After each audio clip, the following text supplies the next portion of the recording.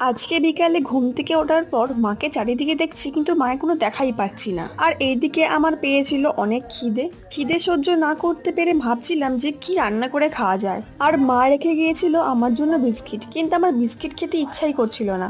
তখন ফ্রিজে গিয়ে দেখলাম কিছু মাংস আছে, তাই ভাবলাম আজকে আমি মোগলাই পরোটা বানাই। আর সঙ্গে সঙ্গে ইউটিউবে সার্চ করলাম যে মোগলাই রেসিপি, ব্যাস অনেকগুলো ভিডিও চলে এলো, তার মধ্যে একটা পছন্দসই ভিডিও নিয়ে নিলাম।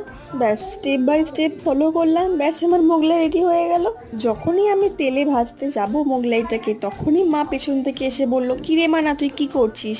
সঙ্গে সঙ্গে মাকে যদি বলে দিই আমি বিস্কিট না খেয়ে মোগলাই বানাচ্ছি, তাহলে তো আমি অনেক বকা খাবো। তার জন্য প্ল্যান করে মাকে বললাম, মা তুমি যে অনেক খাটো, তাই ভাবলাম তোমাকে আজকে রেস্ট দিই, আর আমি আমার নিজের হাতে তোমাকে কিছু রান্না করে খাওয়াই। আর মা তো পুরো অবাক হয়ে গেল, আর ভাবছি আমার মেয়েটা কবে বড় হয়ে গেল।